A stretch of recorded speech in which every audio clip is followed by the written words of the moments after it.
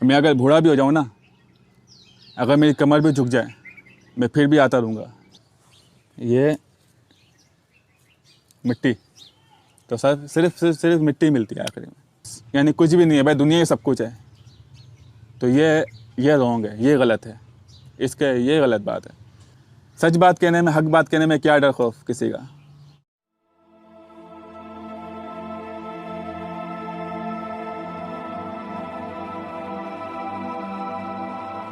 बिस्मिल्लाहिर्रहमानिर्रहीम, अस्सलाम वालेकुम।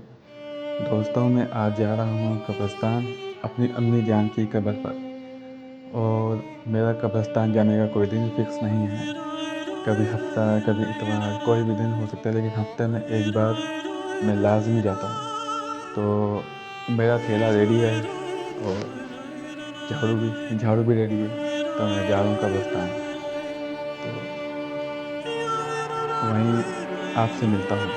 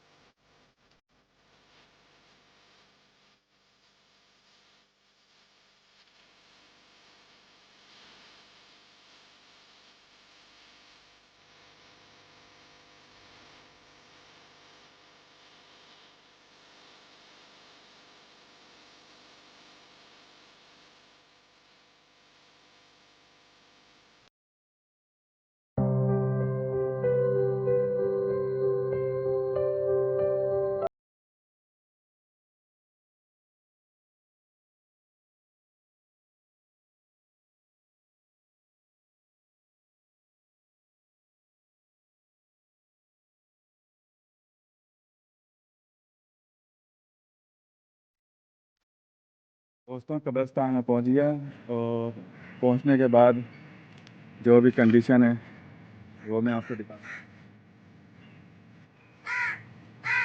ये देखें दोस्तों, अब इसकी यहाँ की सफाई करनी है मैंने।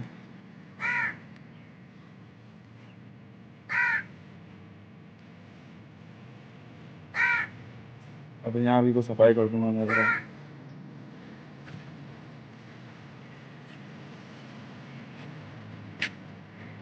और जो बर्तन टूट गया था पिछली बार, ये बर्तन भी लेके आ गया मैं। ये प्याला मिट्टी का जो है, लास्ट टाइम वो टूट गया था एक।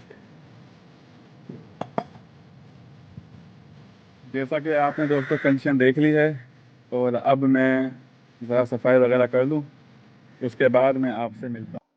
आज हमें इस चेहरे का एहसास नहीं है, इस चेहरे का ख्याल नहीं है, लेकिन याद रखना, जब ये चेहरा गुम होगा, कब्र की मिट्टी के नीचे दफन होगा, उस वक्त तुम इस चेहरे को तरस जाओगे, ढूंढोगे, न ये चेहरा तुम्हें जंगलों में मिलेगा, न बियाबानों में मिलेगा, न तुम्हें किसी फंक्शन हॉल में मिलेगा, न किसी मिंबर पे मिलेगा, न किसी मेहराब में मिलेगा, न काबे की दीवारों के साए में मिलेगा। अरफात के नजारे तो होंगे लेकिन माँ का चेहरा ना होगा, मीना की बहारें तो होगी, माँ का चेहरा ना होगा, निकलता हुआ चांद तो होगा, माँ का चेहरा ना होगा, उफक पर सूरज तो होगा, माँ का चेहरा ना होगा, कुरान का मुसहफ तो होगा, माँ का चेहरा ना होगा, सब होंगे, माँ का चेहरा ना होगा। लेकिन उस वक्त तुम ढूंढोगे और तुम अपने आप को महरूम तसव्वुर करोगे। माँ का चेहरा पूरी कायनात की दौलत देकर भी तुम हासिल करना चाहोगे तो तुम्हें न मिल सकेगा। उस वक्त तुम रातों को गिड़गिड़ा के दुआ करोगे, मेरे अल्लाह इतना तो एहसान कर दे, वो चेहरा एक मर्तबा ख्वाब में दिखा दे। माँ बाप के साथ बगावत करने वालों, शायद तुम्हें वो भी नसीब ना होगा। आज माँ बाप का एहसास नहीं, माँ बाप से मोहब्बतों का माहौल नहीं है। आओ अपने माँ बाप के साथ तजदीद वफा करें। आज के नौजवान लड़के 3-2 बजे तक इंटरनेट पर बैठकर मोबाइल खेलते, गेम खेलते। पूरे शहर में वबा फैल चुकी है। लोग जुआ खेल रहे हैं मोबाइल पर, गेम खेलने मोबाइल पर, ताश के पत्ते खेलने मोबाइल पर। नादान वो 3 घंटा वहां बैठकर क्यों तू सलील काम कर रहा है, क्यों तू हराम काम कर रहा है? अगर वक्त है जा उठ, अपनी माँ के पैर दबा। खुदा की इज्जत की कसम, अगर तेरी माँ के दिल से दुआ निकल गई, अल्लाह तुझे वली बना दे, तुझे कुतुब बना दे, तुझे अब्दाल बना दे। तुम्हें पता है माँ की दुआ इंसान को वली बना देती है। ये ख्वाजा बाकी बिल्ला, ये बाकी बिल्ला कौन है? ख्वाजा बाकी बिल्ला सिलसिले नक्शबंदिया के बुजुर्गों में से एक पाए के बुजुर्ग हैं। हजरत मुजद्दिदे अल्फसानी शेख अहमद सरहिंदी के पीर हैं। इब्तिदा में इबादत की तरफ ज्यादा तवज्जो और लगाव न था। बाकी बिल्ला तवज्जो नहीं थी ज्यादा, लेकिन सोचते थे कि अमल कम करूं और वली बन जाऊं। तड़प थी वली बन जाऊं वली, लेकिन वली जैसा अमल करने का इब्तिदाई दिनों के अंदर शौक न था। माँ ने कहा बेटा बेचैन क्यों होता है? अर्ज की अम्मी वली बनना चाहता हूं लेकिन इतने मुजाहिदात नहीं कर सकता। हाथ उठ गए, मेरे अल्लाह मेरे बेटे को वली बना दे। अल्लाह ने ख्वाजा बाकी बिल्ला को सिर्फ 2 जुमलों की बरकत से विलायत अता फरमा। आप अपने माँ बाप को छोड़कर पीरों के पास जाते हैं, उलमा के पास जाते, इमामों के पास जाते। पीरों की अजमत अपनी जगह है, इनकार नहीं करता, लेकिन लोग हाथ चूमने के लिए यूं धक्कम धक्की करते हैं।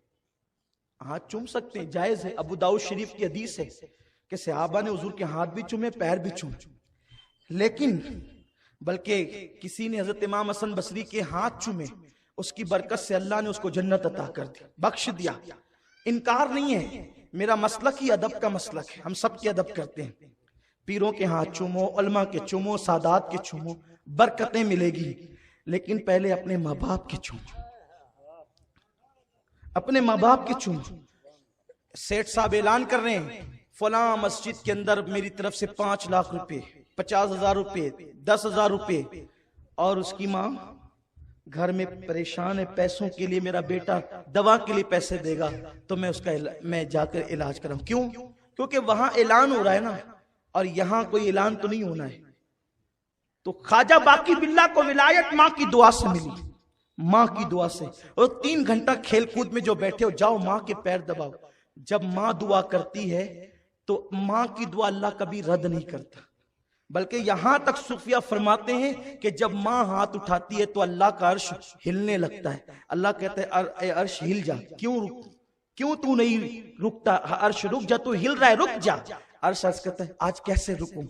एक माँ ने हाथ उठाए अपने बेटे की खातिर, मौला कबूल कर ले। इरशाद होता है तू तो बाद में हिलना शुरू हुआ, उसके जुमले भी पूरे न हुए थे, हमने उसकी दुआ को कबूल कर लिया। माँ की दुआ क्या नहीं बनाती। ये हजरत मखदूम माहिमी रहमतुल्लाह अलैह, कितने बड़े बुजुर्ग हैं हजरत मखदूम माहिमी। मैं अपनी गुफ्तगू समेट रहा हूं, लेकिन आज मैं ये चाहता हूं, मैं तकरीर करके सिर्फ जाना नहीं चाहता। आज एक माँ का चहलुम है, आज मैं हर माँ की आबरू का तहफ्फुज चाहता हूं। मैं तुम्हारी माओ की अजमत और तहफ्फुज अपने इस कादरी दामन में बतौर भीख मांगता हूं।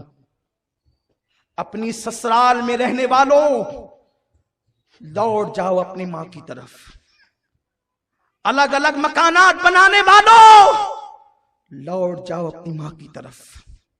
माओ को जलील और रुस्वा करके घर से निकालने वालों, लौट जाओ अपनी मां की तरफ। मां को बिस्तरे मर्ग पर सिसकियां लेकर के छोड़ने वालों, लौट जाओ अपनी मां की तरफ।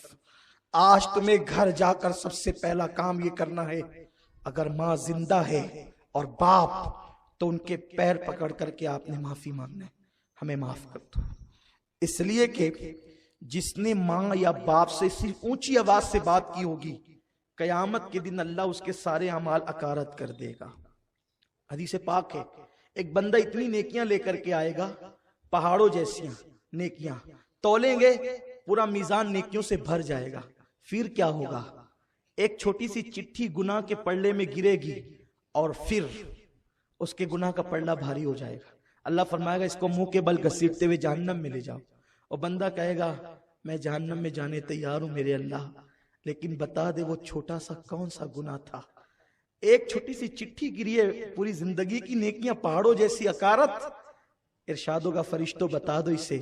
फरिश्ते कहेंगे तूने एक मर्तबा अपनी मां से चिल्ला कर बात की थी, उसकी वजह से तेरी सारी जिंदगी की नेकी अकारत।